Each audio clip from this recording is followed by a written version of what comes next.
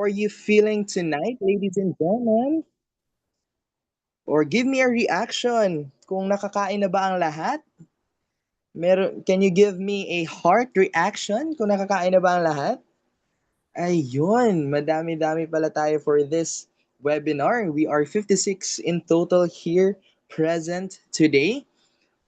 And again, welcome for this year's SCC webinar, The Truth About Resilience Beyond the Glorification, Thriving, Not Just Surviving.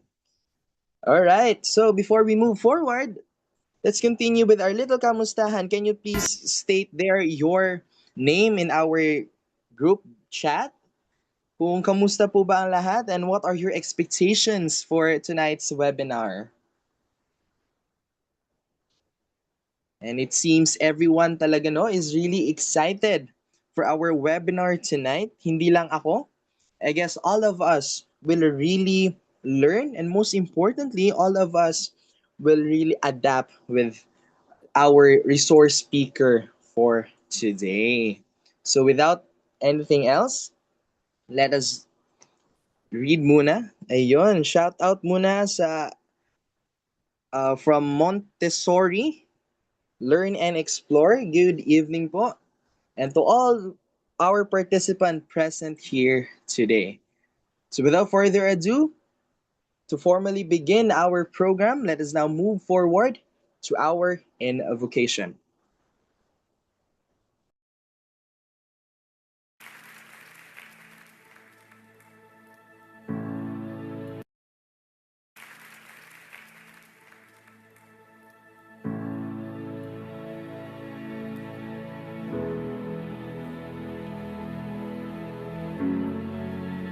Sing together, Father in heaven.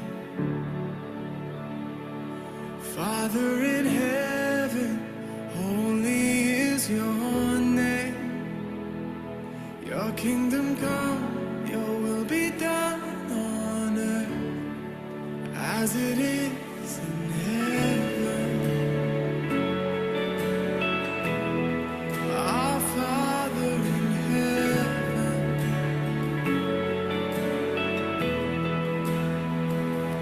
lead us not into temptation, but God deliver us from the enemy.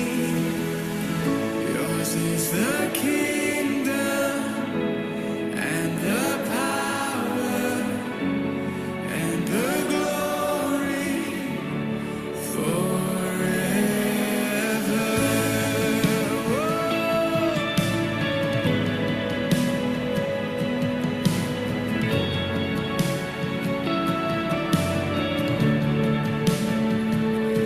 Give us each moment all that we need. Forgive us our sins as we forgive the ones who have sinned against us. Oh, our Father in heaven,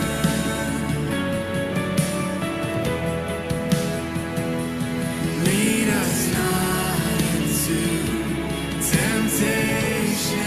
Come on. But God deliver us from the enemy. Yours is the kingdom and the power and the glory forever. Yours is the kingdom and the power and the glory forever.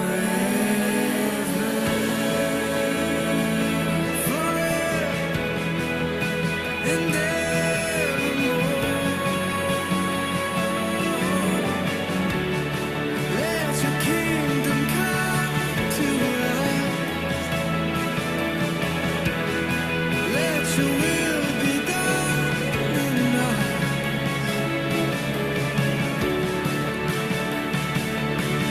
Our Father, have your way.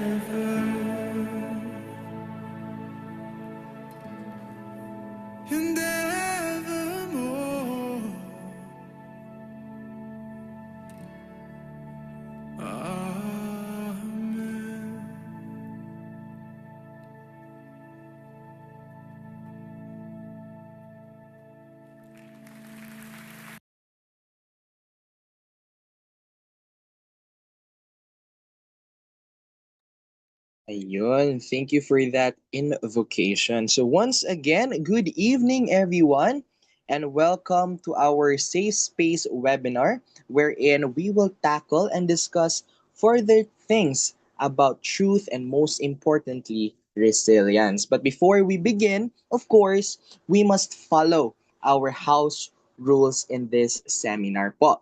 So as you can see in our screen, we have be on time. We encourage also to our participants inside this Zoom meeting, if you do and if you can open your cam, we encourage everyone to do so. And in order for our speaker to thoroughly discuss later in our discussion, to our resource speaker won't be disturbed, we also request everyone to mute their audio. And if you have any concerns about our discussion and most importantly our a webinar later, you can do and you can raise your hand for your concerns or you can open our chat box. So before that, once again I would like to have a little uh, energizer sa lahat. Can we have a heart reaction dyan sa ating chat box? If everyone is ready, give me a heart reaction. Ayun. Kung sino man naman po ang excited, give me a like reaction. Very good, ladies and gentlemen. And I guess everyone is really ready for our webinar tonight. So again, and most importantly, before we proceed and move forward, we encourage everyone, no, if you can share our Zoom link tonight, it would be better so that everyone can actually listen to our webinar tonight.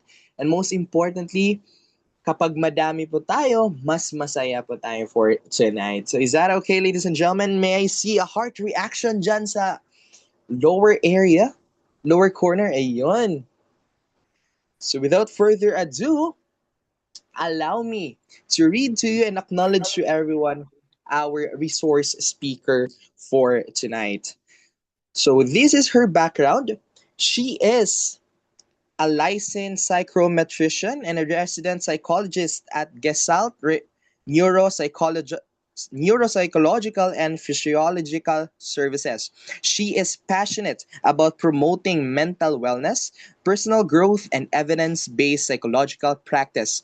With extensive experience in research, counseling, and education, she has served in various academic institutions, including Mapua University and Besling College of the Philippines, a magna cum laude graduate of New Era University with a Bachelor of Science and Psychology.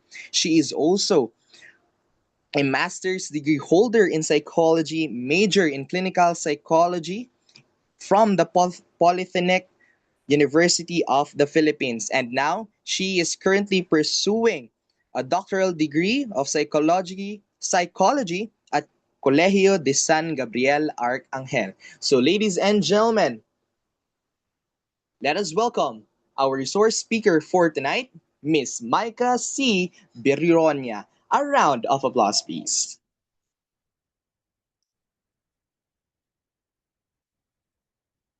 Hello po, good evening. Am I audible?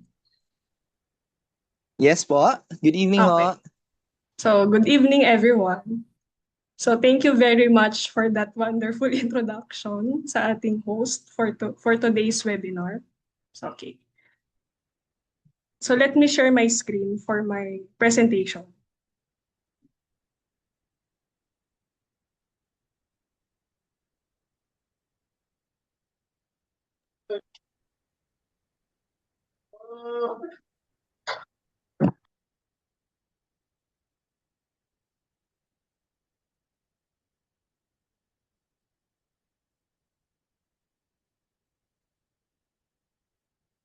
Okay.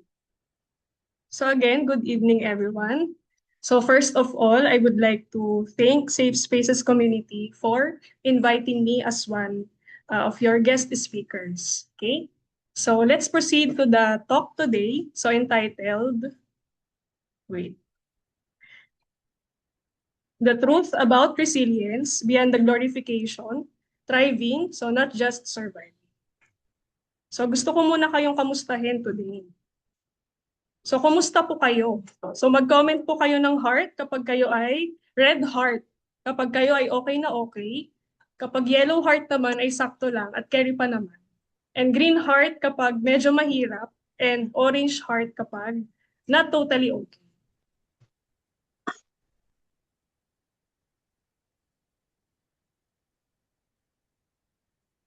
Ayun.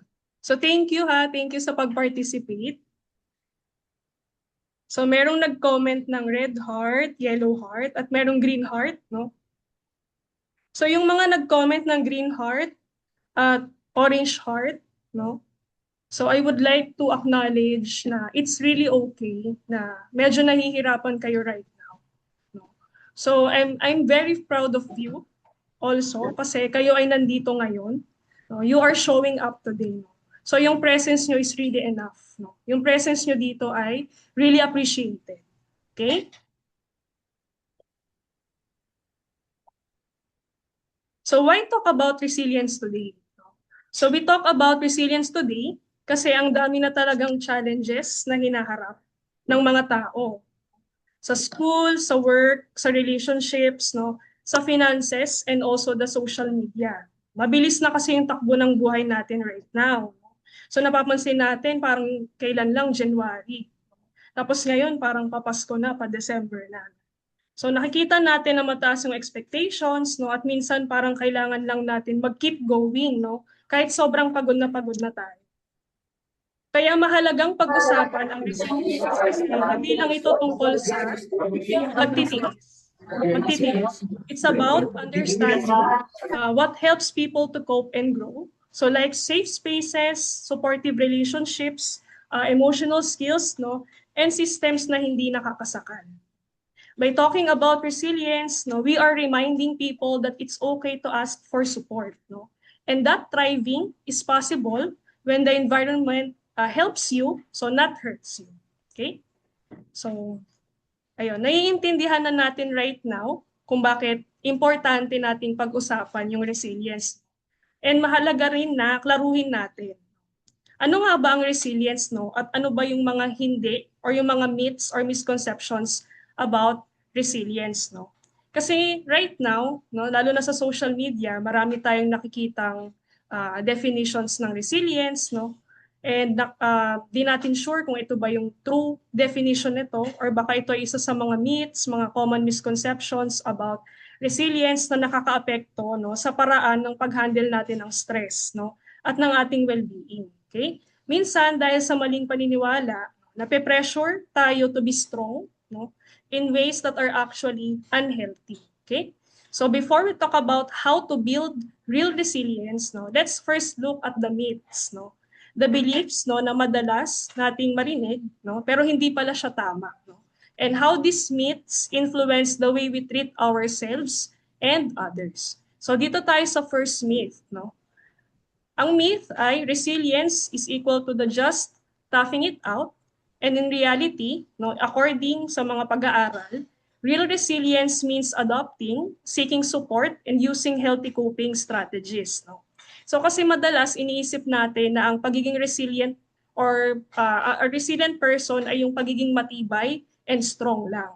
So meaning hindi umiiyak at kaya lahat mag-isa. No? Pero sa totoong buhay, hindi yun yung resilience. Kasi yung hindi pag-iyak, pagiging matibay in the outside, yun yung tinatawag nating suppression. Okay? So in the psychological terms, kapag sinabi nating suppression, ito yung act natin ng force sa sarili natin na hindi natin harapin or i-acknowledge yung mga emotions natin na nakabase doon sa mga sitwasyon na nakakasakit sa atin. No? For example, 'di ba, sa mga friendships, no? So mayroong mga misunderstandings and all, no? So hindi na lang natin i-open sa kaibigan natin na siya ay nakakasakit sa atin.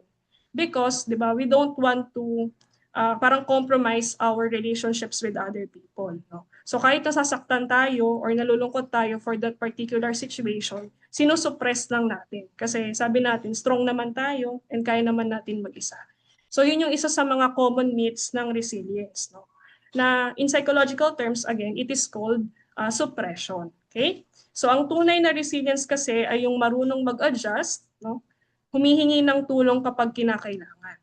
So yun yung isa sa mga strength, no, ng isang taong resilient, no, na they are able to acknowledge to themselves na there's something wrong with them and meron silang mga problems na hindi nila kayang i-resolve ng mag-isa. Kaya ang ginagawa nila is to seek support or to ask help, no, doon sa kakilala nila or sa kaibigan nila na talagang pinagkakatiwalaan nila. Okay? At the same time, gumagamit din sila ng healthy coping skills, no, para ma-manage yung kanilang stress. Ano ba yung mga healthy coping skills na sinasabi natin, no? So again, number one is to maghanap ng mga tao na alam mong mapagkakatiwalaan mo at mapagsasabihan mo ng iyong problem, no? Kasi nga, di ba, sinasabi naman natin, di ba, no man is an island, no?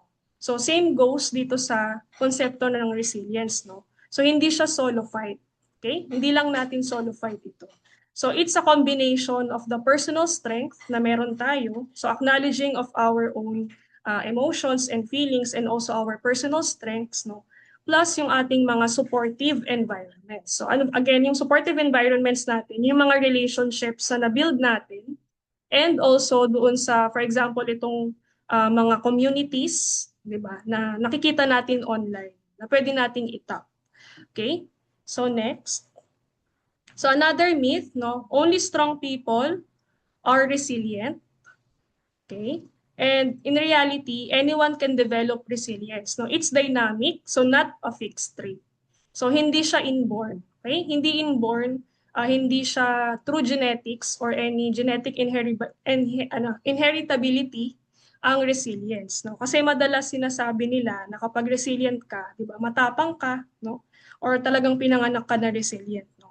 Pero again, hindi siya totoo kasi resilience is not a personality type. So it's a skill set. Okay? So ibig sabihin, no, kahit sino, kahit hindi ka palaban or ikaw yung pinakatahimik na tao, for example, sa isang room, no, pwede kang maging resilient na tao. Okay? So nade-develop siya through the different experiences, no, habang lumalaki tayo, di ba? Lumalaki din yung responsibilities natin and all. No, lumalawak yung ating social life, no. So from that, no, yun yung mga isa sa mga contributing factor bakit tayo nakaka-develop ng resilience. Okay? Of course, with the support of our environment, no? Yung kinalakihan natin sa family, yung culture and traditions na na-impart sa atin habang lumalaki tayo. Okay? So next, so resilience means never feeling stress or sadness. Ito yung isa sa mga myth. And then the reality, so experiencing negative emotions is normal, okay? Resilience is about bouncing back and learning from them. Okay? So, hindi ibig sabihin na resilient ka, 'di ba? Kapag hindi ka na nai-stress, no? So, ganun siya. So, 'yun again, we need to acknowledge the fact na we have different sorts of emotions. So, hindi tayo perfect. Okay? So may mga instances talaga na we feel stress and we feel sad, no? So those are normal negative emotions kasi bahagi ito ng pagiging tao natin. Okay? So, 'yon. Ang tunay na resilience kasi yung kaya mong bumangon, of course, from the different tragedies or challenges na na-experience mo in your life, no? Mag-adjust, no? At matuto doon sa mga pinagdadaanan. So kahit mahirap yung ganitong klaseng emotions. Okay? So sige, example, no? For example, si Marco, Marco yung name, nalulungkot siya at na-overwhelm siya kasi bumagsak siya dun sa examination niya, no? So hindi naman ibig sabihin ay weak na siya for that particular moment.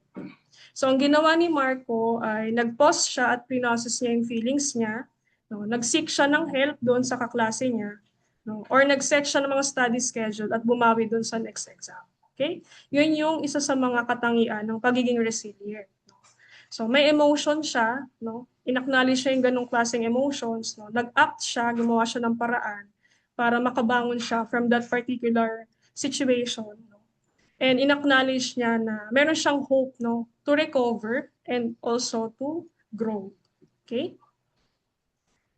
So next, So isang myth, again, is resilience is all about individual effort. Okay? And in reality, no, social, relational, and systemic factors are essential. Okay? So again, resilience is not only about ako or ikaw versus the problema, no? So kahit gaano ka pa ka-determined, for example, mahirap maging resilient din kung wala kang support na nakukuha from your relationships, no?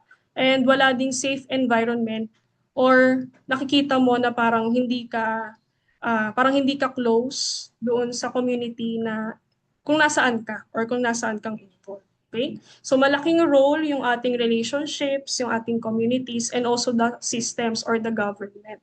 Okay? Sila yung nagpe-play din ng huge role para maka-help sa mga tao na maka-recover, diba? Makapag-adapt and also maka-thrive in everyday living.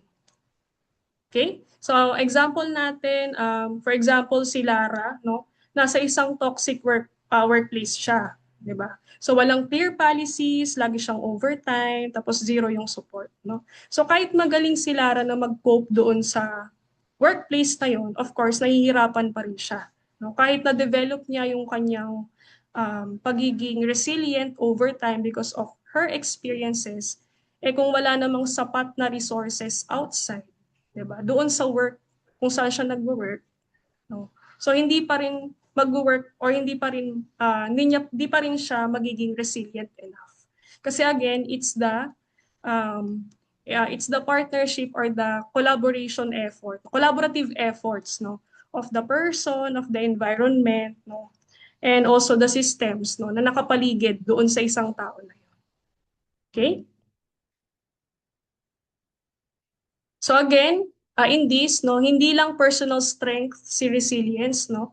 Nagmamatter din yung kanyang environment. Okay? Next. So myth, no, more resilience, no, always better.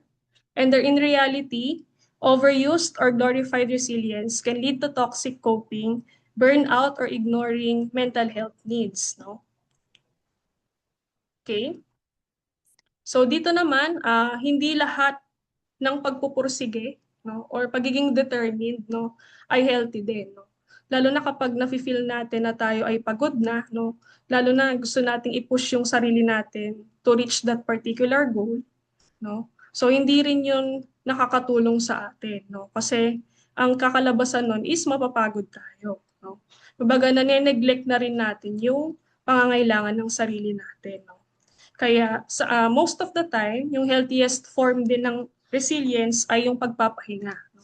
Pagre-rest, and also pagsaset ng boundaries, no? And also for asking for support. Okay? So how are we going to set boundaries ba with other people, no? So at first, no, we need to be assertive din, no, na at this point, no, tayo ay pagod and baka we need to rest, no. So yun yung isa sa mga kailangan nating i-practice, no, lalo na in our Filipino culture, no, sa context ng mga Pilipino, 'di ba? Parang nasanay tayo na maging obedient, no, kasi habang lumalaki tayo, 'di ba, pag Asian, so sumusunod tayo doon sa sinasabi ng parents natin at all, no? Lalo na yung mataas yung expectations sa atin, no? So hindi natin masyadong napapractice yung assertiveness na. And because of the contribution din ng culture natin, no? Pero habang lumalaki naman tayo, we are capable of being assertive, diba? Kasi nga, yun, ang contribution ng environment and all.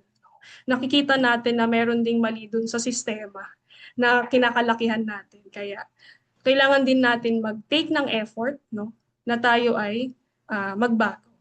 Okay?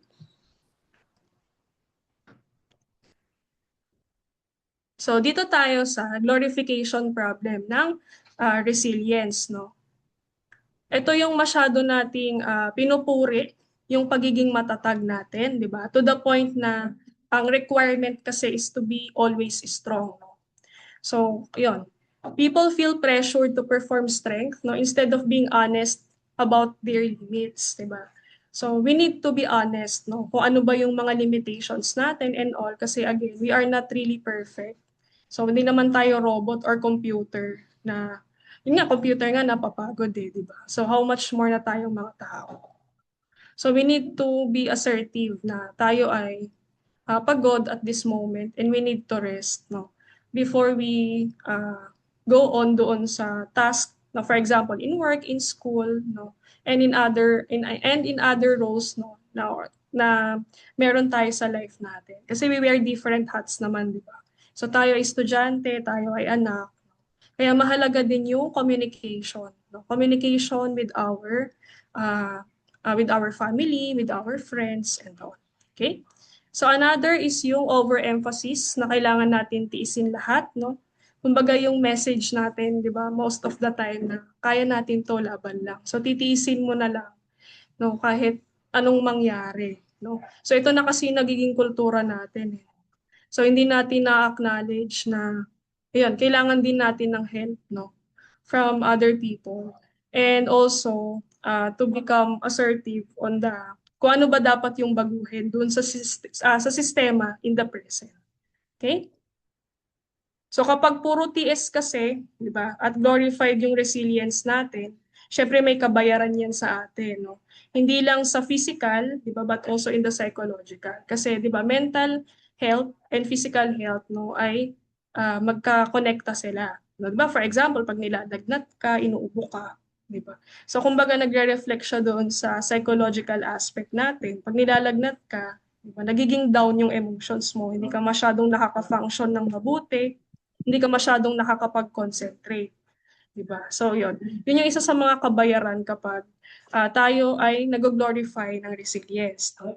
Nakaka-experience tayo ng burnout, 'di ba? Emotional exhaustion, nagde-decline yung ating memory. Tapos yung mga relationships natin with other people, no, hindi natin na-maintain. No, nakakalimutan na natin siyang i-maintain. Okay? Yun yung mga pwedeng possible na results. So yung word kasi na burnout, 'di ba? Meron tayong another term for that, no, which is yung compassion fatigue. Alam ko familiar na rin naman kayo do. So yung compassion fatigue kasi, 'di ba? Yun yung commonly na nakikita sa mga individuals na nasa profession ng pagtulong sa ibang tao. Yung mga doctors, mga nurses, no? And also yung mga volunteers natin dito, 'di ba? So at some point, no, na meron kayong nararamdamang pagod inside. Okay? Kaya, ang need natin gawin is to rest, di ba? To have a healthy and to acknowledge the true definition of resilience, no? So may pahinga, may boundaries tayong sineset, no? May support system, may safe spaces, no? And may coping strategies tayo for ourselves, no? Na alam naman nating mag-work sa atin, di ba? So we have different sets of coping kasi, di ba? Yung iba, they tend to go out with their friends, or yung iba naman, nanonood ng mga YouTube videos, no? Or documentaries, no? Ayun. Okay? So, yun, resilience, no, becomes growth, no? Hindi lang siya survival mo. Okay? So, proceed tayo sa components of real resilience, no? So, ito yung mga nakita ko sa mga researches, no, online. So, number one is yung pagkakaroon ng self-awareness, no? So, ano ba yung self-awareness dito? So, ito yung kakayahan na kilalanin at maunawaan natin yung sarili natin, no? Yung ating damdamin, yung ating kaisipan, yung ating strengths and weaknesses, no? And paano ba nito naaapektuhan yung ating pag-respond, no, doon sa sitwasyon na kakaharapin natin or hinaharap natin, no? So bakit ba mahalaga na magkaroon tayo ng self-awareness, no? So mahalaga siya kasi, 'di ba, we are able to really detect kung ano ba yung dapat nating gawin, or ano ba yung kailangan ko na ba ng help from other people, no? Kailangan ko na ba munang mag-pause and mag-reflect for a moment, no? Or ano ba yung mga alam kong naging effective sa akin from the past na nakatulong sa akin maka-recover, no? Doon sa mga challenges, no, and struggles, no, in the present. Okay? So another is the emotional regulation. So kapag emotional regulation, it refers to our ability to control our own emotions, no? Particular doon sa mga emotions na nararamdaman natin or naging respond natin for a moment or for that particular situation. So halimbawa may sitwasyon na ganito, so you are able to detect na alam mong magagalit ka na, no? Alam mong mag-aalala ka na, alam mong malulungkot ka na. Okay? So paano mo ba siya madedetect, no? So pag nandiyan na yung sitwasyon, no? So ang pinakamabisang gawin, no, para hindi ka mag-respond, no, ng ganitong klaseng words, no? Kasi 'di ba words are really powerful. So kapag nabitawan mo na siya doon sa person na 'yon, wala na siyang balikan. Kumbaga hindi mo na siya mababawi kahit mag-sorry ka pa for how many times. So kaya mahalaga na mag 10 seconds rule ka. So alam mo na nararamdaman mo na nagagalit ka na. So mag-countdown ka, no, ng 10 seconds, no, before you are going to respond, no, for that situation or for that person na kausap mo. Okay? So pwede namang 15 seconds rule, no? 20 seconds rule. So it depends, no, kung ano yung alam mong mas nag-work sa'yo. Okay? So next is the support system. So ito yung kanina ko pang ine-emphasize, no. So mahalaga talaga yung ating support system, no. So ano ba yung support system? Of course, ito yung mga network ng mga taong pinagkakatiwalaan mo, yung mga nagbibigay sa iyo ng comfort, no, or yung mga close friends mo or best friends mo, no. So either sa family, sa kaibigan, or yung mga mentors, no. Baka may mga mentors kayo and yun, and others, no. So bakit mahalaga ba ang support system? Kasi wala namang sino man ang nagiging resilient mag-isa. 'Di ba sinasabi ko nga kanina na it's a collaborative effort, no, natin sa isang community. Okay? So ang paghingi ng tulong, no, ay tanda ito ng pagiging malakas natin. So hindi naman ito yung ating limitations or yung ating weakness, 'di ba? So ito kasi yung nagsisilbing safety net natin eh. Kapag alam natin na medyo hindi na maganda yung emotions natin for this moment. Okay? So next is yung healthy coping skills. Okay? So bakit mahalaga yung healthy coping skills natin, diba? So mahalaga siya kasi ito yung mga skills, no, or yung mga tools na ginagamit natin, diba? Para umiwas tayo sa mga bagay na alam naman natin hindi makakatulong sa atin. So itong healthy coping skills, hindi naman kasi siya natututunan overnight, of course. So kailangan siyang maging habit. So paano ba siya magiging habit? Of course, kailangan mo simulan sa maliit na bagay.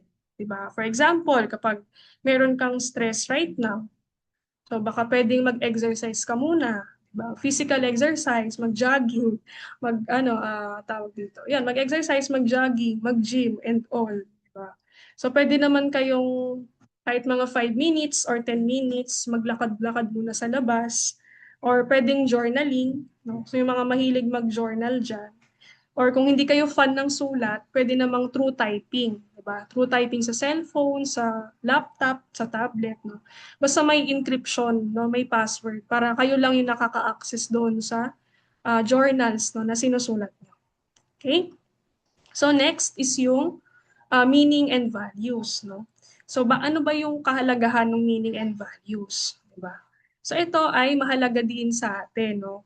Kailangan meron tayong malinaw na meaning or purpose, no, sa buhay natin. No? Kung paano ba natin kakaharapin yung crisis na pwedeng nating maharap. No?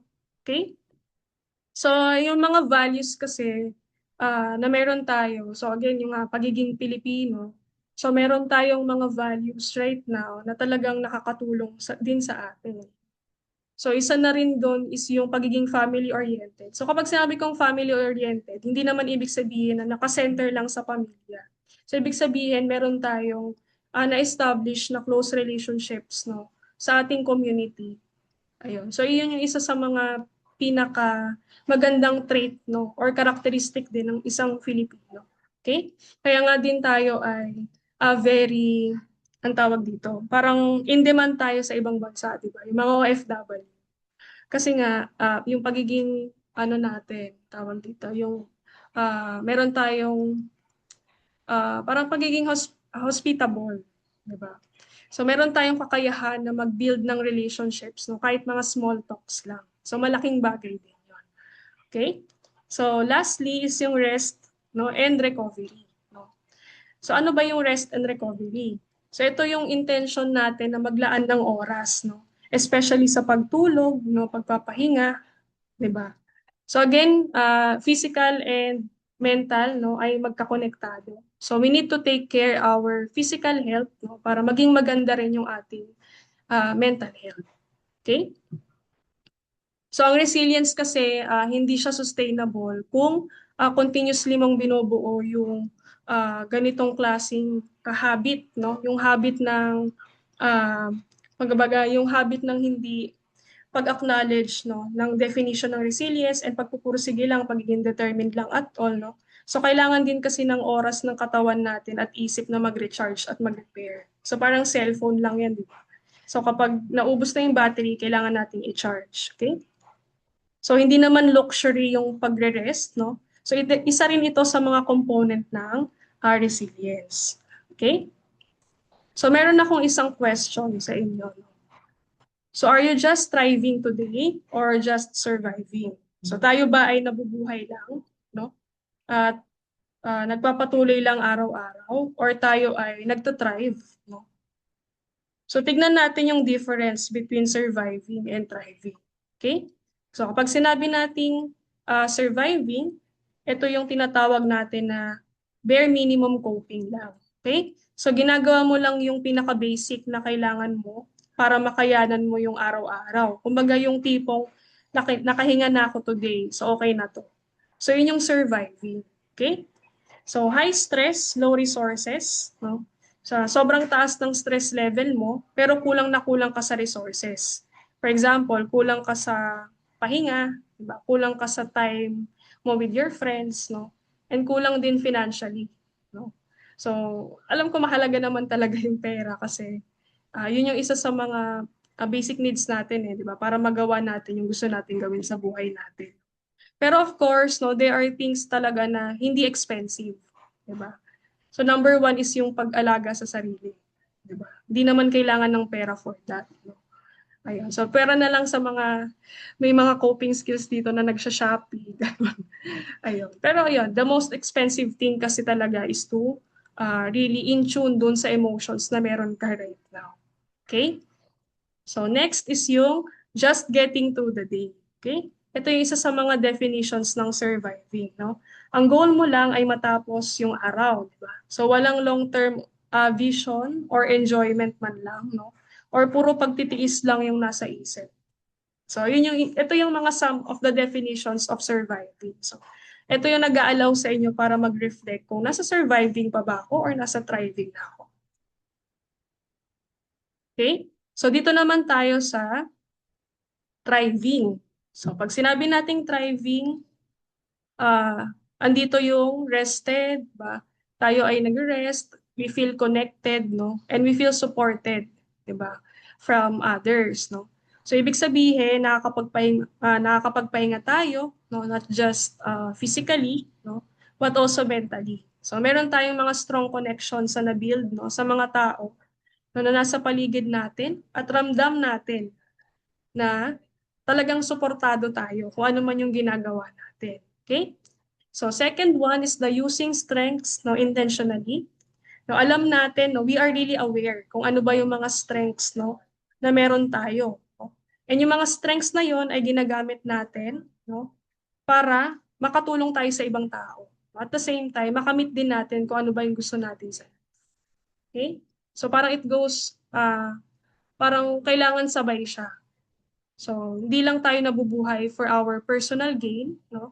But also nabubuhay din tayo para mag-help no? Or mag-extend ng help no? Sa ibang tao. Okay?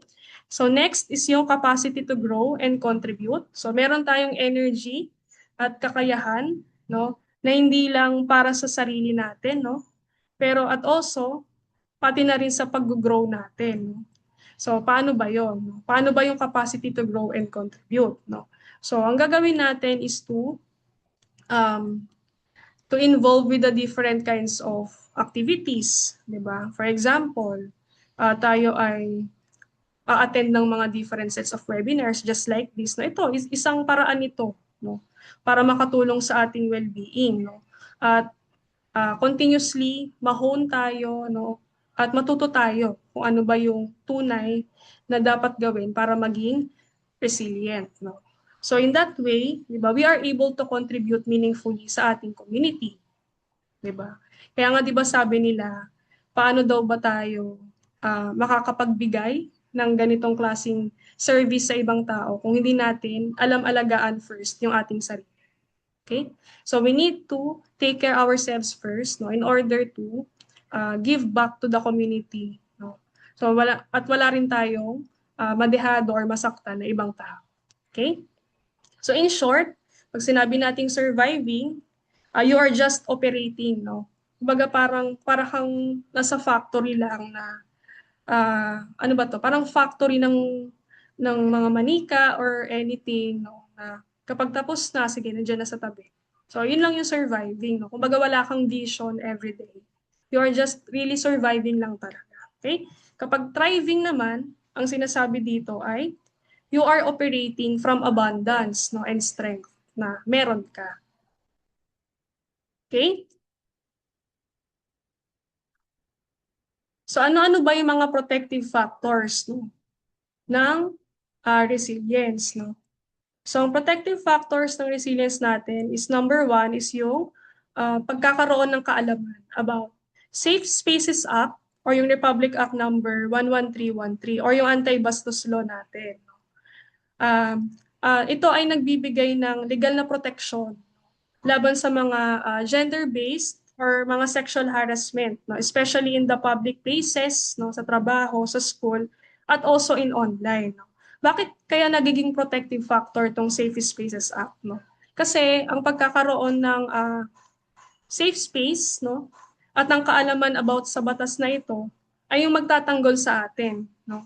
Kung paano ba tayo magpapababa ng stress natin, no? Pinapataas yung ating dignity, of course, kasi nga alam natin maging assertive na ito yung right ko, 'di ba? Ito yung right ko na kailangan ganito yung ma-receive kong rights, no?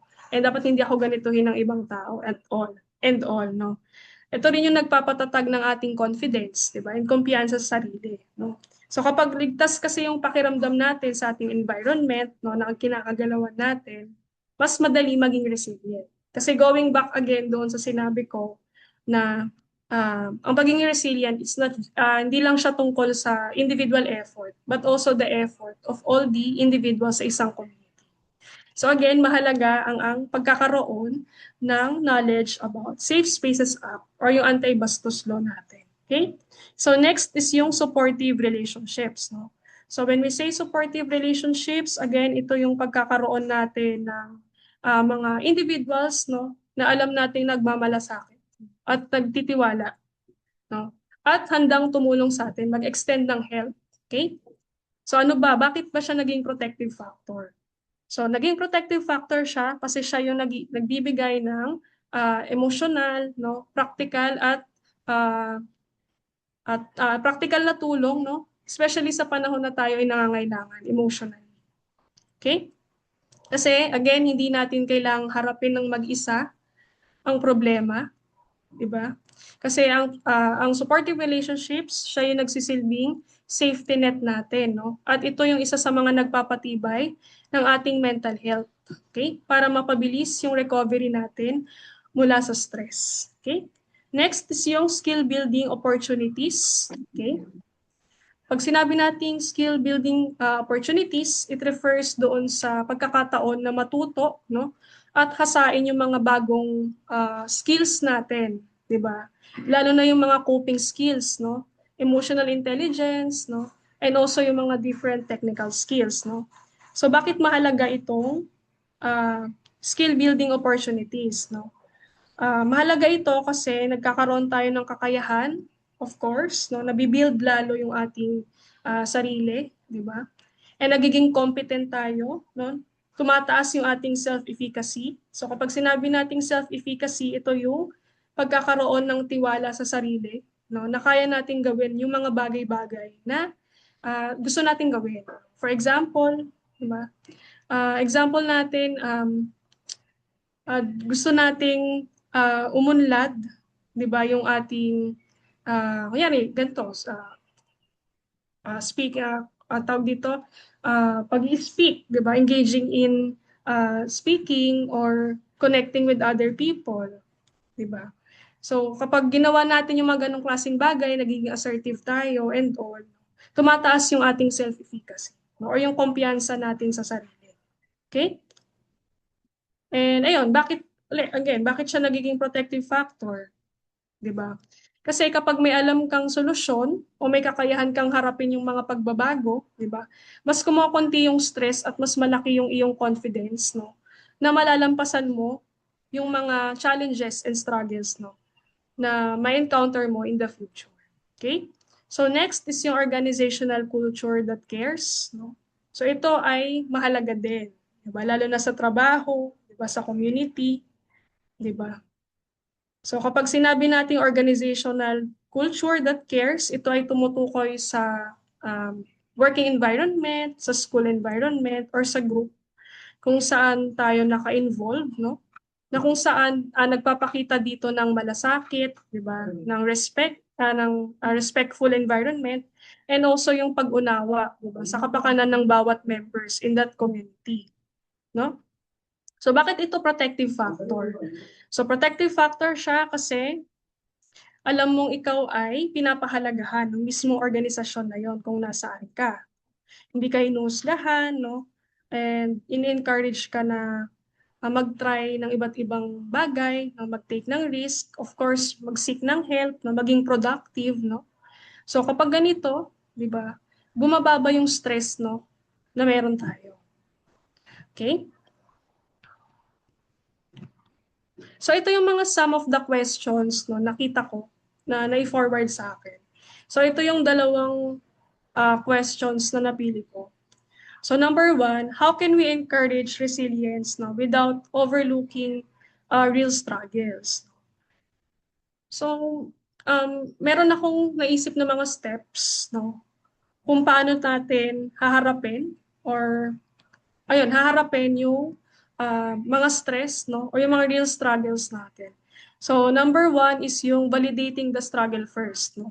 So again, we need to first acknowledge that struggle, no? Bago tayo mag-focus doon sa solusyon or bago nating sabihin na we are okay, na tayo ay resilient enough para harapin yung ganitong klaseng problema. Okay? And also, kailangan nating i-avoid yung toxic positivity, di ba? Na maging positive lang tayo always, no? Kaya natin to. So, wag tayong mag-worry, no? So, paano ba natin ipa-practice, no, na hindi ganun yung ating mindset? Dapat tayong gumamit ng validating language, okay? Magsimula sa pagpapakita ng empathy. So, pag sinabi nating pagpapakita ng empathy, so again, we need to acknowledge first our emotions, no? So, halimbawa, pwede tayong mag-engage with the self-talk, no? So, alam kong mahirap itong pinagdadaanan ko ngayon, no? Normal lang na maramdaman ko ito at hindi ito madali. Pero, 'di ba? Pero may mga efforts akong kailangan gawin para matanggal ko kahit papaano or ma-minimize ko, hindi naman matanggal totally. So ma-minimize ko yung ganitong klaseng stress. Okay? So from that kasi, 'di ba, we allow ourselves, no, to feel the grief, no, and the pain, no. Nararamdaman natin, 'di ba? Okay? So next is yung focus doon sa micro-resilience na tinatawag natin. So ano ba yung micro-resilience? So ito yung pagtingin sa mga maliliit na tagumpay natin. Okay? So yung resilience kasi hindi naman siya nabibuild ng isang araw lang. Okay? So ito ay koleksyon ng maliliit na action, di ba? Or maliliit na efforts natin araw-araw. No? So paano ba? So number one, so kada araw, no, kailangan natin i-highlight yung mga strengths natin. No? Tumingin na dun sa mga bagay na nagawa na natin in the past. No? Kahit gaano pa siya kaliit. Di ba? So yung simple attending this webinar, di ba? Kahit hindi ka okay right now emotionally. So yun na yung isa sa mga nakita mo na strength ko pala to. Diba? Right now, nandyan ka lang, yung presence mo is really enough. Okay? So next is yung pag-build ng resources. Okay? Ano ba yung mga resources na yon? So again, ang resources natin, mag-encourage ng connections, no? So building relationships with other people, no? So engage with small talks, no? And also prioritize rest. So ito yung isa sa pinakamahalaga, no? Kailangan physically healthy din tayo. And also yung mga skill building opportunities, no? Just like this, no? Itong webinar or yung mga free seminars, no? So ito kasi yung mga isa sa paraan para magkaroon tayo ng knowledge din about doon sa ano ba yung trend ngayon. Okay? Okay. So next question, how can we encourage resilience, no? Without, okay, sorry. Ito yung, wait lang. Naano ko siya, parang nadoble ko yung tanong. Pero yung next question lang is yung how can someone stay resilient while coping with grief, loss, or family pressure? No, for example daw, during holidays, no?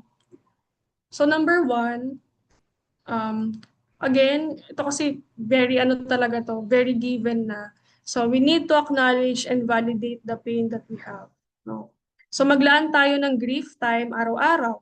Isang maikling panahon kung saan pinapayagan mo yung sarili mong umiyak, di ba? At i-feel yung ganitong klaseng emotions. No? So kailangan mo siyang i-feel talaga and establish a new normal. Di ba? New normal. So, ibig sabihin, tanggapin mo na yung mga holidays, yung mga family gatherings, ay hindi na siya same dun sa nakaraan. Kung baga, wala na talaga yung tao na ito. Kunyari, nag-struggle ka ngayon kasi namatayan ka. Okay? So right now, kailangan mo i-accept paunti-unti na yung mga holidays, yung mga gatherings, talagang wala na siya. Okay? So, yun yung isa sa mga strength din, no? Or isa sa mga katangian ng pagiging resilient. No? Kumbaga, capable of adjusting from that particular reality. No? Okay? Next is yung self-compassion. Okay? Yung pagiging self-compassionate, no? So, maging gentle din sa sarili. No? Hindi naman kailangan na maging okay ka. No? So parang healing lang, 'di ba? Yung healing kasi hindi linear. So may mga instances na talagang nararamdaman mo yung lungkot, no, o galit, no, o poot, no. Kaya ang pinakasolusyon diyan is mag-engage din sa positive self-talk. Okay? So it's really okay, no, right now. No? So yun. So it's more on highlighting your own qualities that you have. Okay? So na okay lang to, no? Okay lang to right now. No? Pero at the same time, ayun, nakakaramdam ako ng lungkot. So need ko siguro ng kausap. So itatap ko yung aking friends. No? So just like that. Okay? So nag-add na lang din ako ng mga mental health tools, no? So number one is yung breathing. So bakit may tatlong four? So yung four na yan is pertains dun sa number of seconds, no? Na mag-engage tayo with the inhale, exhale. Okay? So 4 seconds inhaling, tapos 4 seconds din na i-hold mo yung pag-inhale mo, yung breath mo, and also 4 seconds na exhaling. Okay? So ito ay nakaka-help sa atin para mag-manage din ng ating mga emotions, no? Especially kapag tayo ay na-anxious. Okay? So next is yung grounding. So yung 5, 4, 3, 2, 1 naman, ito ay nag-refer doon sa number ng mga bagay na tayo ay dapat mag-engage. No? For example, di ba meron tayong 5 senses? Meron tayong sense of sight, sense of hearing, sense of touch, no? Sense of taste. No? So kapag nakikita natin na yung emotions natin is nagiging strongness of this moment, pwede tayo mag-engage sa grounding. For example, nararamdaman ko na na-anxious na ako ngayon. So, mag-engage ako sa 5 bagay na nakikita ko sa room right now. Tapos, ide-describe ko siya. Okay? So, in that way kasi, you are able to shift muna for the meantime yung emotions mo. And hindi mo na mamalayan. Nagiging kalmado ka na pala. Kasi nga, yung iyong, parang yung iyong, tawag dito, focus is na-shift sa ibang bagay. Okay? So, again, yun yung grounding. So, pwedeng 5 things na nakikita ko sa room right now, tapos ide-describe ko. So, 4 things na pwede kong hawakan ngayon and i-describe ko rin siya. And 3 things na gusto kong lasahan right now. Tapos, i-describe ko rin yung lasa. Ganon. Okay? So, next is yung butterfly hug or mini body scan. So, yung butterfly hug, literal na yayakapin mo yung self mo. Ganyan. So, ito yung butterfly hug na tinatawag. So, maraming nagsasabi sa pag-aaral na ito ay really effective talaga. No? When it comes doon sa mga individuals na nakaka-feel ng strong emotions. No? Kapag sobrang strong na emotions nila, no, mag-engage lang daw sa butterfly hug. No? And then sabihin mo, it's really okay right now. Tapos kung naiiyak, so pwede kang umiyak, sabi sa studies, no, pwede kang umiyak habang iyayak mo yung sarili. So hindi mo again pipigilan yung emotions na meron ka. So need mo siyang i-feel sa ganitong klaseng moment. Okay? Yung catch, pause, choose technique naman, um, ito naman yung pag-identify ng iyong ng iyong emotion. For example, kung galit ka, so na-identify mo na galit ka. No? Pero ni-recognize mo na yung emotion mo ng galit ay separate kung sino ka. Okay? Kumbaga, ito na naman alam niyo ba yung Inside Out na movie? Di ba yung mga pangapangalan si anxiety? Ay, ito na naman si anxiety. So, hinihiwalay mo yung sarili mo doon sa emotion na nararamdaman mo. No? Kailangan mo i-acknowledge na hindi ako to. No? Hindi ako to. Si anxiety to na nagko-control sa akin. So from that recognizing of your own emotion, no, kailangan mo mag-pause and reflect. No? Pwede kang mag-engage with the breathing exercises, di ba? Or yung grounding techniques, no? Pwede rin. Ayun. And then afterwards, doon mo pipiliin kung ano bang klaseng response yung magdaging effective sa'yo. So kapag na-anxious ka for this moment, andito na naman si anxiety. No? Tapos nag-engage ako ng breathing exercises and nakita ko na effective sa akin. No? So pwede mo siyang ilista. No? Ilista sa journal or kung mataas yung iyong memory retention or yung memory recall, pwedeng sa next time, ganun ulit yung gagawin. Okay? Yung iba naman ang gusto, may kausap. Diba? Nakikipagkwentuhan sa iba. Okay? So again, ito yung mga simple mental health tools natin, yung breathing, grounding, butterfly hug, and catch, pause, choose technique. Okay? So in summary, no, yung resilience, hindi ito about enduring pain. Diba? Hindi naman to about pagiging mag-isa at pagiging strong all the time. Dapat kaya ko to. No? Kahit marami akong problema, dapat ako lang magdala. So, hindi lang siya ganun. And at the same time, it is the collaborative effort or the combination of efforts no, ng individual, ng mga resources outside, no, sa mga systems, sa community, sa government, and all, para ma-build yung resilience. No? And also, resilience is not, diba, it's not a fixed trait, and also hindi siya personality type. Okay? So ito ay nabibuild natin or nalalearn natin siya over time through the different sets of experiences, no? And also doon sa kinalakihan natin, diba? Sa ating environment, no? Kung supportive ba or nakakapag-boost ba ng ating self-confidence and all. Okay? So that's all. So thank you, no, for listening.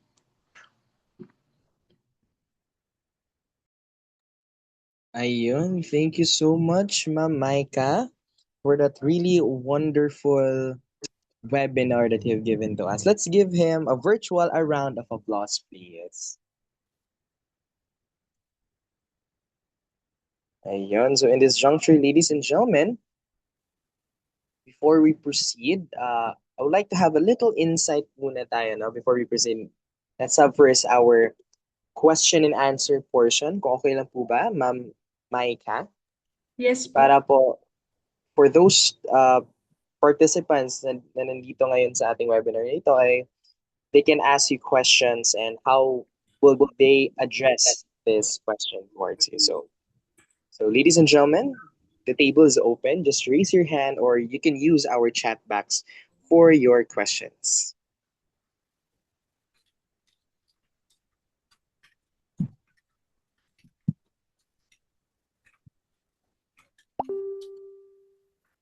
Just raise your hand, ladies and gentlemen, and you will be recognized.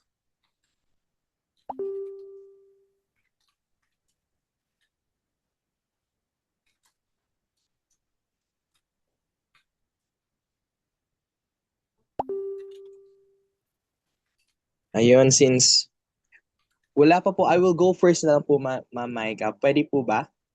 Na ako na lang po muna. Yes po. Sige po. Sige po. Kasi baka nahihiya pa yung mga participants natin. So, I'll ask first a question po. Alright, so good evening, ma'am. Meron lang po akong katanungan about the presentation at the same time, what about, ma'am, actually, right now, our youths are really, somehow, let's say, they don't really have, this, hindi naman masyadong weak, no? How should I address this one?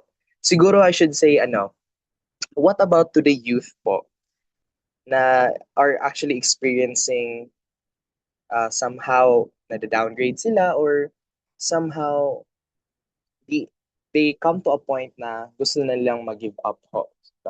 So as a person, paano po ninyo yon ina-address or paano nyo po sila tinutulungan? Okay. So, i-clarify ko lang, kumbaga, how am I going to help those individuals na gusto nang mag-give up? Yes, ma'am. For the Okay. youth natin ngayon, ma'am. Okay. So, for me, of course, I will encourage them, no, to seek support and help.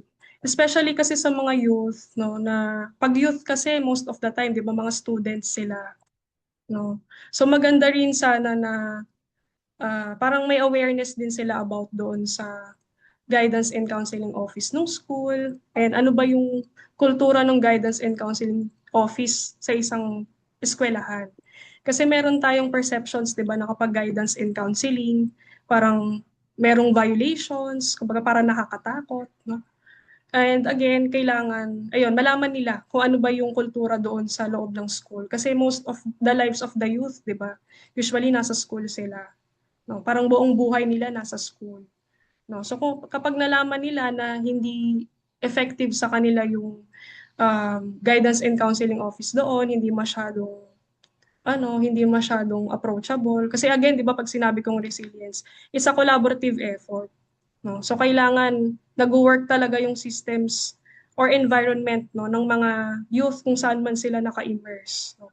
So kapag hindi nag-work, no, so first, ang una nila sigurong lalapitan is yung classmates or yung best friends, no. And ayun, kapag ako and nakarating sa akin, so I would recommend, no, to seek help, no, sa akin. So ako mismo yung mag-approach doon sa estudyante or doon sa youth na yun na you are important and yun, mag-undergo ng counseling, no, and all. Ayun, ganun po. Ayun. So, thank you so much, Ma'am Maika, no? Thank you so much. Opo. Talagang makatulong po yun. Actually po, Opo. meron po tayong another question. Babasahin ko na lang po, okay? Sige po. From Miss Lizelle Fuentes. Good evening po. What if... Nasaan na yan? Okay. What if ginawa mo na lahat yung tools pero parang hindi pa rin po nag-work? Okay. So kapag ginawa mo na lahat ng tools, no, yung mga mental health tools, kasi hindi naman lahat, of course, um, tawag dito. I mean, what do you mean? Parang, siguro at first talaga, hindi talaga siya mag-work. No? Pero, kung day by day, kahit siguro paunti-unti, baka sakali, no? I-try pa rin. Pero kung hindi talaga, so you need to go talaga, mag-seek na talaga ng help outside. Baka kailangan na ng guidance and encouragement, no, from the professionals, mental health professionals, or doon sa mga kaibigan na mapagkakatiwalaan. Ayun. All right. Thank you so much. I hope Miss Fuentes na answer po ni Ma'am Maika yung question niyo po. Another one po from Ma'am Sairine. How do you suggest overcoming toxic positivity po? Kasi for example, I'm always used to moving on quickly when bad things happen and I'm not sure if it's doing me good or bad po. Okay. From FEU Manila. Okay. I'm always used to moving on quickly. So, Kung moving on quickly, kumbaga kailangan mong i-assess yung self mo if kasi hindi siya healthy kung parang nagmo-move on quickly ka and you are not able to acknowledge your emotions first, 'di ba? Kasi kailangan i-acknowledge mo na ito ay bad. Kumbaga parang hindi maganda yung pangyayari right now, no? So kailangan i-acknowledge mo muna siya sa sarili mo, no, na hindi ito maganda. So kung hindi ito maganda, so mag-take ako ng time to pause and reflect. Ano ba yung mga learnings ko for that particular situation. No? Kasi mahirap kung nagmo-move on ka quickly, 'di ba? Nang alam mo yun, parang nagiging ano kasi siya eh, parang naiipon, nagba-bottle up siya. Tapos at the end, no, parang sasabog ka na lang, no, na hindi mo na mamalayan. Kaya, yan, mahalaga na kailangan i-acknowledge mo muna yung mga emotions na meron ka. Lalo na kapag talagang sobrang bad for you. No? Pero, ayun, yun yung isa sa mga recommendation ko. Yun. Sabi niya kasi, I'm not sure if it's doing me good or bad. So, you need to assess yourself, no? Kung ito ba ay good sa akin, or baka hindi mo namamalayan, nagmamanifest siya sa ibang bagay. No, halimbawa, meron kang naka-misunderstanding na tao, tapos nag-move on ka quickly, no? Kumbaga by doing things ay mga bagay na gusto mong gawin, no? Kunyari, nag-ano ka, nag-mall ka and all, tapos kinalimutan mo lang siya bigla. Baka mamaya pag meron kang ah, parang nakaaway or nakausap, tapos di mo namamalayan parang irritable ka pala. Or parang mainit pala yung ulo mo ngayon. Pero hindi mo sinasadya. So yung mga ganong klaseng bagay. So kailangan, kaya nga mahalaga yung ika-catch mo agad yung emotions na meron ka. Yung awareness sa sarili. So yun yung isa sa pinakamahalaga. Ayun, thank you so much. At I hope, Ma'am Sayri, na-answer po ni Ma'am Maika yung question niyo po. Another question po, Ma'am. You've mentioned about grief kanina. How do you thrive sa ganon? Kasi parang hindi naman po madali mag-move on, especially if you have lost someone very dear to you. And ano pong ang suggestion niyo, ma'am, para hindi lang surviving ang isang tao? This is from Ma'am Trix Sipo. So, totoo naman na it is really true, no, na mahirap talaga mag-overcome ng grief, 'di ba? Nasa stage talaga tayo ng grieving, especially kapag namatayan tayo, no, ng someone na talagang dear sa atin. So ito yung pinaka-suggestion ko is to, of course, to become self-aware again. So gasgas sa gasgas talaga. So yun talaga yung pinaka-importante. Yung maging aware ka, 'di ba, sa sarili mong emotions, no? And to take time, no, na ikaw ay umiyak, no, and all, umiyak ka, magalit ka. And importante din na meron kang someone na mapagkakatiwalaan, no, na talagang mapagkukwentuhan mo ng mga bagay-bagay na gusto mong sabihin. Or kung may mga regrets ka, no, sa na hindi mo nasabi or hindi mo na gawa para doon sa tao na yun. And kapag naobserbahan mo yung sarili mo na parang almost a year, you are really grieving, no? So it's time to seek help, no, dun sa mga mental health professionals natin. Kasi meron tayong mga specific techniques din talaga, no? For example, medyo technical siya, pero yun. Ang example natin is yung um, parang gestalt therapy na binibigay nung parang pinoprovide ng isang psychologist, no? Especially doon sa mga individuals na namatayan. So ang ginagawa is to let them feel their emotions, no? So kapag nakikita na talagang parang nanginginig na yung individual, 'di ba? So hindi ang gagawin ni psychologist, hindi nila pipigilan yung pagginig ng individual na yun. Ang gagawin is to exaggerate more those feelings, no? So kumbaga iparamdam ng iparamdam doon sa individual yung ganong klaseng pakiramdam hanggang sa mag-subside yung ganong klaseng emotions. Ayun. So again, it's more on observing yourself, no? Kapag nag-last na siya for about 6 months hanggang isang taon, no? Hindi na effective yung paghahanap ng mga tao, paghahanap ng mga individuals na kausap and all, no? So, it's time to seek help na talaga, no, from the professionals. Ayun, thank you so much, Ma'am Maika. And another one ho from Ma'am Carino, can you please share some helpful tips on how to deal toxic working environment? This is from Miss Carino, Ma'am Maika. Okay. So helpful tips on how to deal toxic working environment.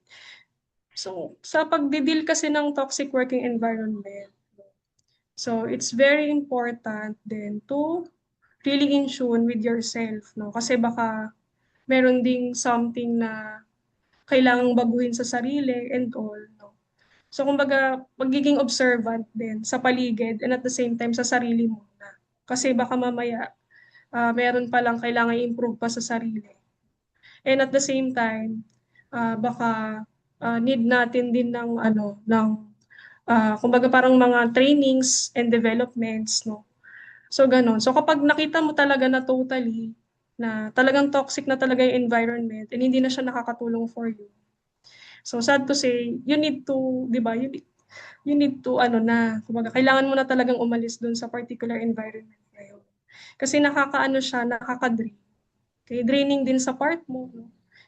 And ayun, as I've said before, no.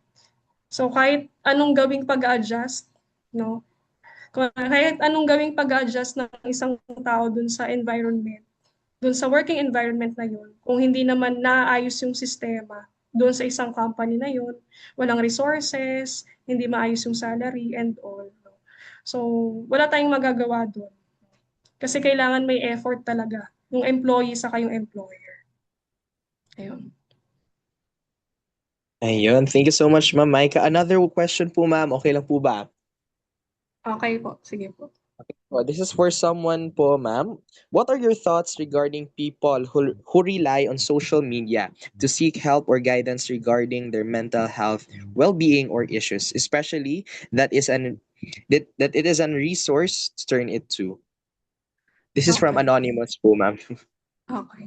So yung mga individuals na nagsisik talaga ng mga advices doon sa social media, no? So, very important talaga na i-verify muna yung mga post na yon online. So, paano mo siya i-verify? So, marami naman tayong mga AI tools din, no? And also yung mga Googles and all na pwede nating i-research kung ito ba ay talagang tama. Kasi yung iba parang pang ano lang parang pang parami lang ng followers. 'Di ba? Nagpaparami lang sila ng followers, no? So, kailangan natin siyang i-verify online or kung medyo nalilito tayo online or hindi rin kasi natin alam kung reliable yung resources, pwede tayong mag-ask, no, sa mga individuals na alam nating reliable, yung mga mental health professionals natin. No. So sa akin, pwede naman po kayong mag-message, no, kung totoo ba tong ganitong klaseng post and all. Ayun. So para ma-verify natin if totoo ba to or baka pang ano lang, pang pampagain lang ng followers. Ayun. Ayun, thank you so much, Ma'am Maika. And of course, meron naman po tayo from Miss Intal. My psychologist tells me po na wala kaming progress sa therapy because I intellectualize everything and zero emotions. Do you have practical advice po on how to tap them? Okay. So kung paano mo itatap yung mga okay. So first of all, again, 'di ba, you need to identify those events na nangyayari sa buhay mo, no? Na titignan mo kung paano ka mag-respond. So baka kasi ang naobserbahan ni psychologist, no, you tend to respond to those kinds of situations, no, in a very intellectual way or very logical way, no. So kumbaga parang kasi in that way kasi parang you tend to parang place barriers in yourself, no. Kumbaga parang baka at some point baka ayaw mo nang matouch yung emotions mo. Kaya yun yung respond ni psychologist, no. So paano mo ba siya matatap? So again, you need to uh, recall all of those events, no? Maganda man yan or hindi maganda. And tingnan mo kung paano ka nag-respond. No? So kapag napansin mo na you tend to intellectualize everything, no? Baka it's time to recognize those emotions na naramdaman mo from the past. So titignan mo kung konektado ba tong pag-intellectualize ko saka yung emotions ko na ito. So something like that. Ayun, thank you so much, Ma'am Maika. Meron lang pong follow-up question, Ma'am Maika. Oo. Okay, ma'am, what can we do if nasanay na po kami completely na huwag humingi ng tulong sa iba during difficult times? This is from Ma'am Maria Angelica or Onrobia. Okay. Kapag nasanay, okay. So, kapag ganito na at nasanay na kayo na hindi mag-seek ng help, so first of all, you need to acknowledge din na kailangan niyo talaga ng tulong, 'di ba? So, I really need help, no? So, hindi lang siya emotionally. Siguro maganda mag-start tayo when it comes in doing group works, no? Or mga simple goals, I mean simple works. 'Di ba minsan may mga group works tayo sa school or may mga dapat tayong gawin sa work no, na kailangan ng tulong ng ibang tao. So doon tayo mag-start. No? Kung pag may mga task na kailangan gawin at hindi natin alam gawin or kailangan natin ng tulong, yun yung isa sa mga recommended ko na best start. No? Kunyari, kailangan nyo mag-complete ng ganitong klaseng project. So, nakita mo na hindi ka pala masyadong familiar or hindi ka pa masyadong marunong dun sa project na yon.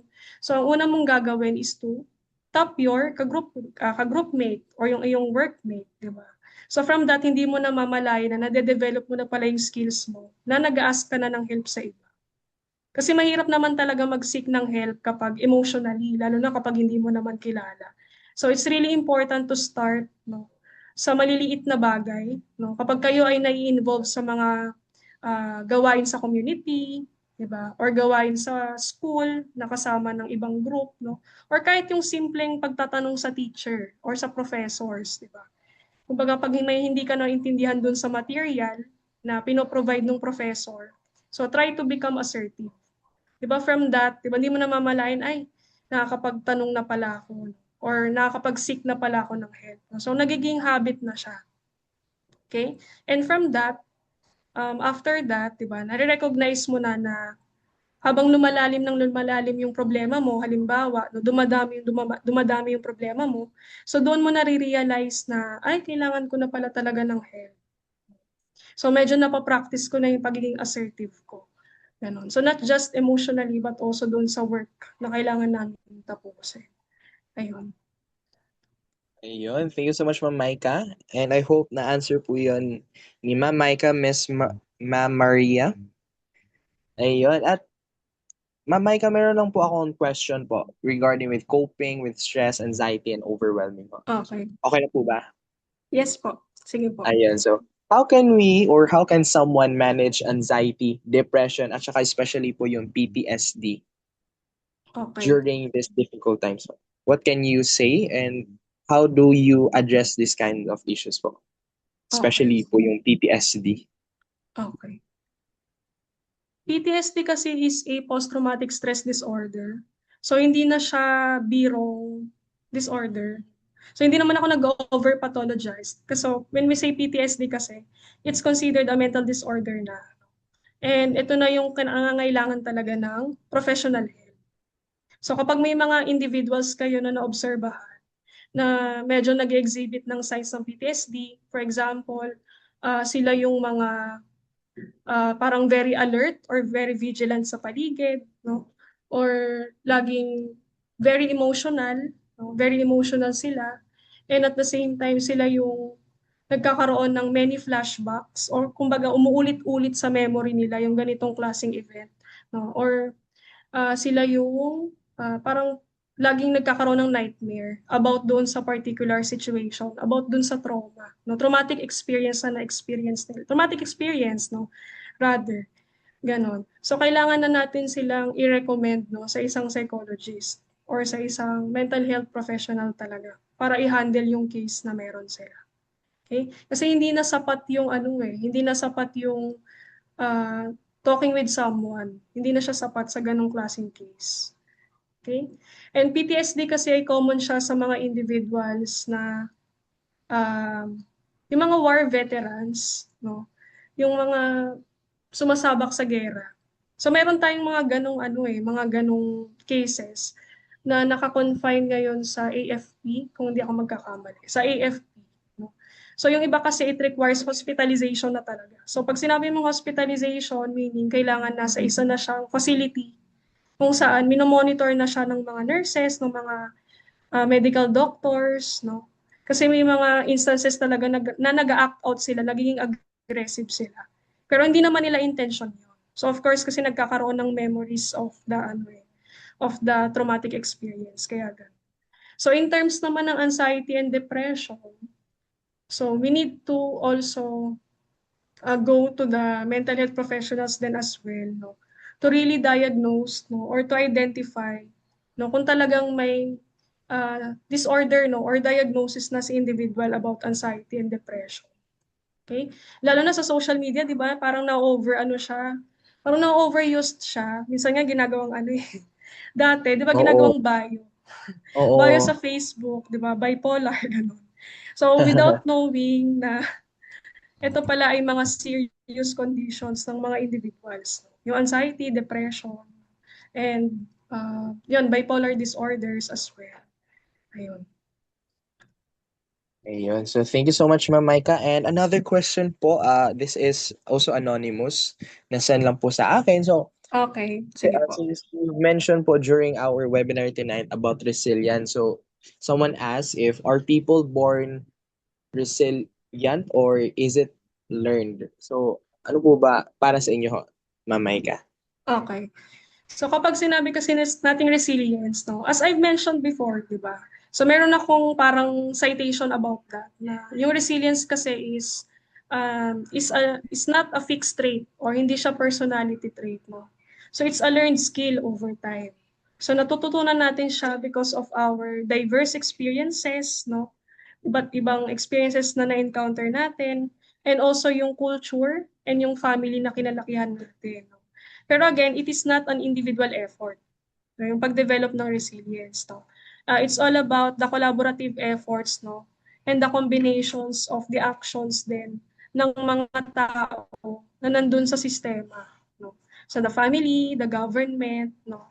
Kasi nga yung family and the government, sila yung nagbibigay ng resources, diba? Sa mga individuals din, no? So yun yung example ko kanina, di ba? Yung isang individual kapag nasa work nga siya, di ba? Meron siyang work, di ba? Pero yung working environment niya, very toxic, no? Very toxic and all, wala man lang ganitong klaseng parang tawag dito, parang pag-alala doon sa mental health, no? So kahit gaano kalakas o katibay yung isang tao, kung hindi naman supportive yung environment niya, hindi ma-develop yung kanyang resilience. Ayun. Ayun. So thank you so much, Ma'am Maika. And last question na lang po, Ma'am. Sige po. Okay lang po ba po? Okay po. Last question na lang po. Sige po. Okay, here is our last question po, since we've also tackled about resilience also. So, para sa inyo po, how can we deal with such things like overthinking po? And of course, Okay. in the pressure of some things that we do in life. Because actually Okay. right now, parang trending na po yung pag-overthink, especially sa Uh, mga youth natin sa social media, sa mm TikTok. So, how can we address those kind of things, ho? Yung overthinking kasi, um, normal naman siya, no, sa atin, no. So normal naman na nakaka-experience tayo ng overthinking, no. So kailangan natin i-acknowledge na normal ito. Hindi naman siya ibig sabihin na kapag nag-overthink ka, parang there's something wrong with you. So kasi meron tayong natural trait talaga, no, especially mga Pinoy, no, na mag-isip about doon sa mga bagay-bagay na nangyayari sa kapaligiran natin, no. So paano ba natin ma-handle yung ganong klaseng pag-overthinking? So una, of course, no, kailangan nating tignan yung ganitong klaseng sitwasyon. No, kumbaga ito ba ay nakakatulong sa atin kapag tayo ay nag-isip ng paulit-ulit, no? Or kailangan natin i-recall, no?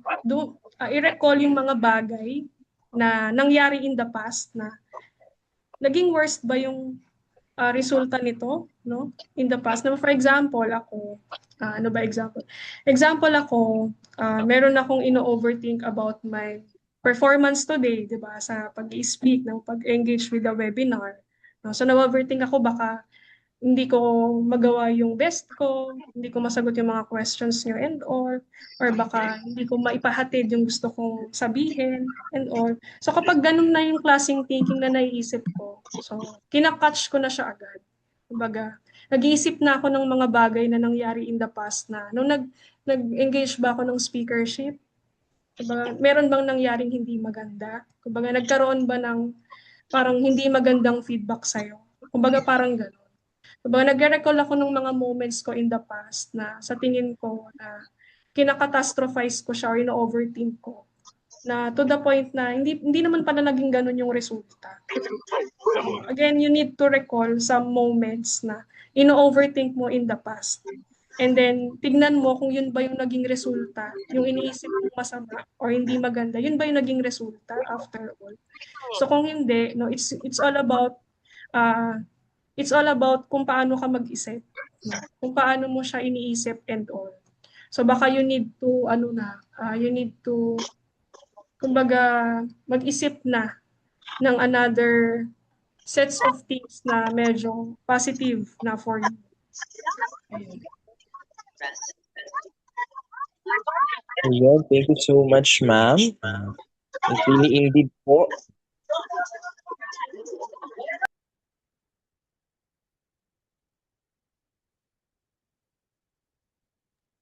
Again, ma'am, so thank you so much, ma'am Micah, no, for that really wonderful explanation about our webinar tonight. Really, it did help not only people who are here today, but somehow all of us that are present today will be able to share that to all of us, and most importantly, to our friends or family.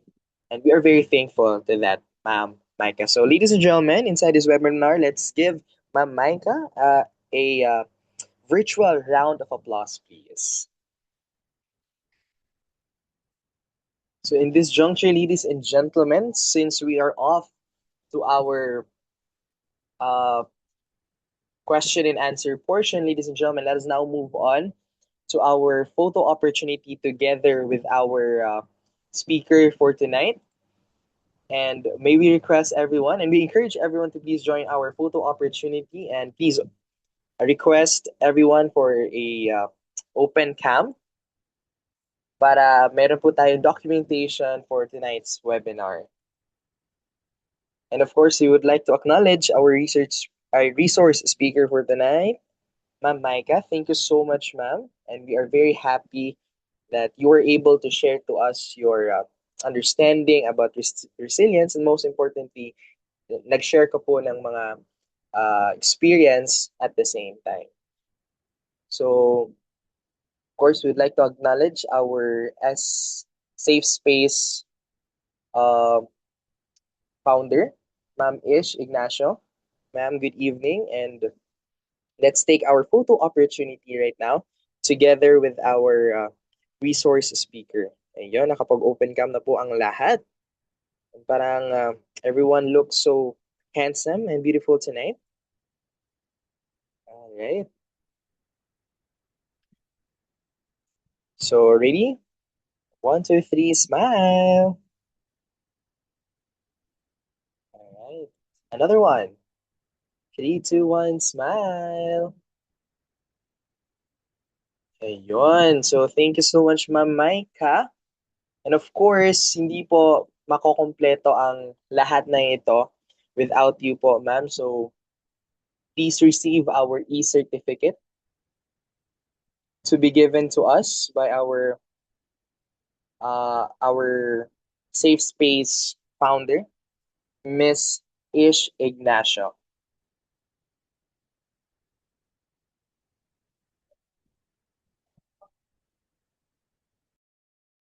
And so, good evening po. Am I audible?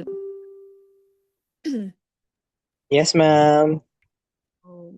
Certificate of Appreciation. The following award is given to Miss Micah C. Bironia MPSI, RPM, and registered psychologist, in grateful acknowledgement of her outstanding service as resource speaker in the SSC, or Safe Space Community Free Mental Health Seminar, entitled The Truth About Resilience Beyond the Glorification, Thriving, Not Just Surviving, conducted on November 30, 2025.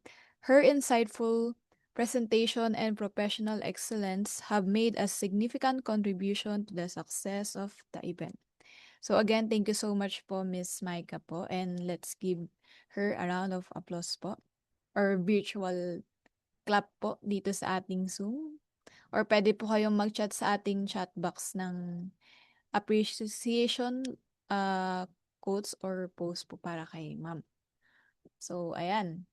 Dito na po tayo dumako sa ating evaluation form kung saan ito po yung paraan para makakuha po kayo ng e-certificate. And again, ang webinar po ay free since sa registration naman di naman po namin kayo hiningan ng any amount of payment. Pero sa e-certificate is meron po siyang payment na 50 pesos kung saan lahat po ng mga makukuha po namin pondo is kinagamit po namin for the outreach program po ng SSC. And may backup naman po kaming pruweba kung saan kanina po pinakita ko po yung mga slideshow ng mga naging outreach program and project ni SSC. Kaya dalawang bagay po yung makukuha nyo sa SSC. Matututo po kayo at the same time magiging channel of blessings pa po kayo sa ibang tao. So, pakisend, ayan, nasend na pala ng ating facilitator. So, next naman po, ang ating mga iba't ibang announcement. So, ang SSC webinars po ay free talaga. Like, etong ginagawa po namin mga webinars and yung mga speakers po na kinukuha po namin is mga pro bono po yan or kung saan free po yung speaking engagement na binibigay nila sa amin. And mga license po sila since syempre kailangan po nating ingatan ang ating mental na kalusugan at the same time din po yung pangalan ni SSC. And ang evaluation po ay lagi po namin siyang sinasend sa mga nagre-register pero hindi po namin siya in-open agad. And yung mga announcement po is nasa official page po ng SSC. Then regarding naman po sa webinar, e-certificate is optional lang po ito at hindi po ito sapilitan po. Kung gusto nyo po makuha ng certificate, magbabayad lang po kayo ng 50 pesos through GCash po siya. Tapos, ayun po, sinabi ko naman na po kanina. The next naman po is, meron po tayong free webinar series pa. So, dalawa pa po siya. Una is sa December 6, this Saturday na siya, I think. So, tomorrow pala, 24 days na lang bago magpasko, starting tomorrow. So, register lang po kayo dyan and kung nakaligtaan nyo pong isave yung QR code, nasa page naman po siya ni SSC and naka-open na po siya. So, ang speaker po dito is si Mr. Erwin Aaron C. Santos. So, MA, CMHRF, and Registered Guidance Counselor. Next naman po is si Mr. Ryan G. Damagan. So, same po sila ng profession ni Miss Micah. So, save the date, December 6 and December 14 po. And yung e-certificate po dito is magkakaiba po siya. So, one webinar is equals to one certificate lang po. The next naman po, ito pong webinar for ACOS, may payment po siya na 50 pesos yung registration. And kaya po siya for ACOS kasi ito po yung naging way po namin para masuportahan pa po yung kinakailangan namin pondo para sa outreach program this December 23, 2025. And for December 22, meron din po kasi kaming collaboration with DSWD sa Bahay Tuluyan at ay pangalan niya sa DASMA. So yung mga young girls po yung beneficiaries po nito. Ang goal po namin makapagbigay ng 36 na hygiene kit kung kakayanin or kung hindi naman is merienda po. So ang team po for this webinar for ACOS is from Scroll to Soul, Practical Psychology for Managing Screen Time, Comparison Traps, and Digital Burnouts for December 7, 2025. So, sunod-sunod po yung ating webinars kasi yun nga po kinakailangan talaga naming makapag-raise pa ng fund for the outreach. So, ang speaker po dito is si Miss Anna Marie Jennifer D. Demetilio, registered psychometrician, psychiatrist, and CMH if FA. So, galing po siya sa Safe Space Allies and Bulacan Agricultural State College. So, ayan. Open din po itong registration na ito. I think nasa 85 pa po yung kinakailangan naming participants. So, sana po masuportahan nyo po ang aming ginagawang webinars for ACOS. So, ayan po. Ito po yung mga samples ng, or mga pictures, documentation ng mga napagbigyan po namin ng Jollibee Party, ano pa tawag dito? School supplies, and yung sa mga lola po nung first outreach program. And ito po yung recent, mga Mandaragat communities po yung pagbibigyan namin ng grocery pack this December 23. So ito po yung team ng SSC for this coming December 23 outreach program, which is the Beyond the Shore, Empowering Communities Through Compassion. And pwede po kayo makatulong through giving monetary donation like this GCash QR code. So itong GCash QR code naman is same naman po dun sa QR code ng evaluation form. Then we also accept in-kind donation just like relief good clothes na mapapakinabangan naman talaga. Tapos yung mga raffle items for prizes. So visit nyo na lang po yung page.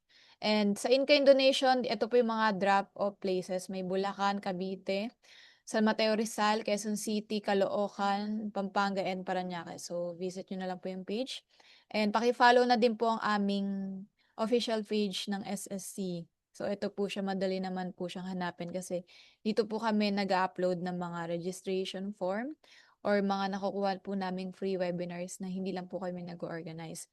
Then until now, we accept volunteers po na katulad po nila anong pangalan nito?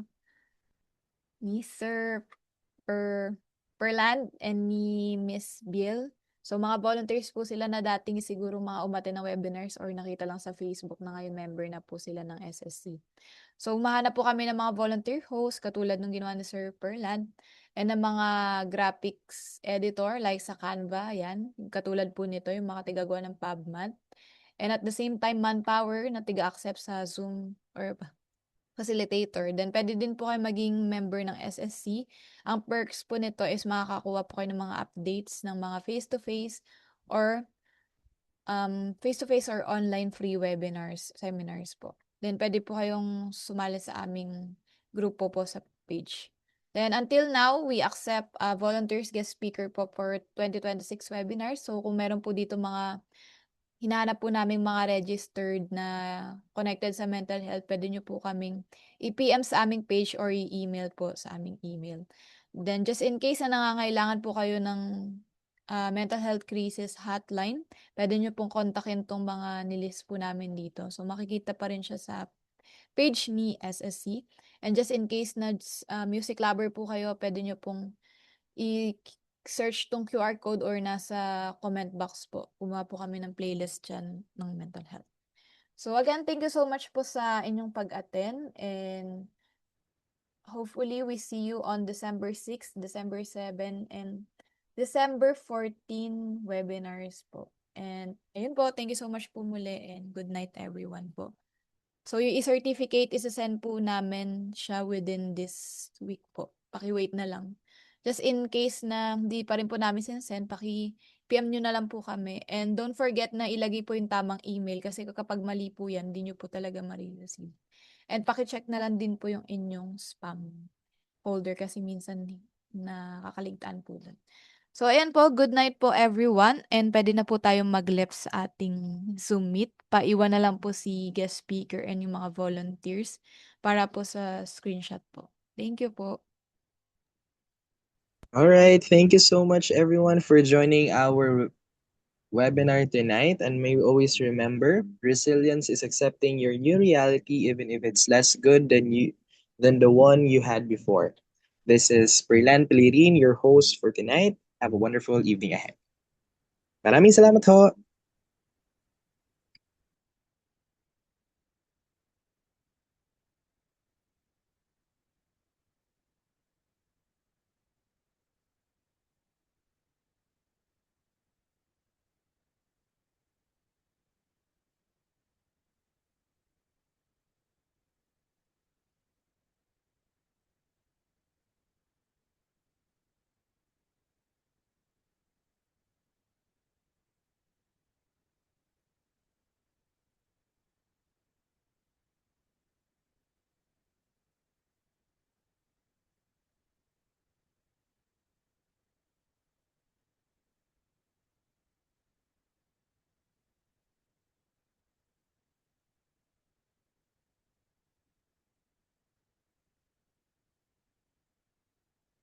Ayan, sige po. Take na lang po muna tayo ng, dilim ko na pa, ng screenshot po. Paki-open na lang po ng Miss Bianca and Miss Pearl po. And again, thank you so much po, Miss Micah, and nice to meet you po. Nice to meet you po. Nagbigay na ito. Ilan po pala tayo nag-meet, tsaka si Bianca and si Sir Perlan. Wait lang po yung iba.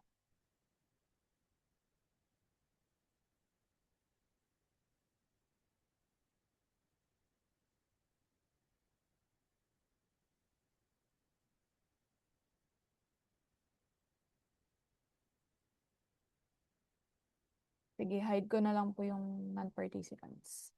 Ayan, sige, take na lang po tayo picture. Napakadilim ko pala. 1, 2, 3, smile. Wait lang po. Napakadilim pala talaga. Laban natin yan. 1, 2, 3. Wait lang. Send ko lang po.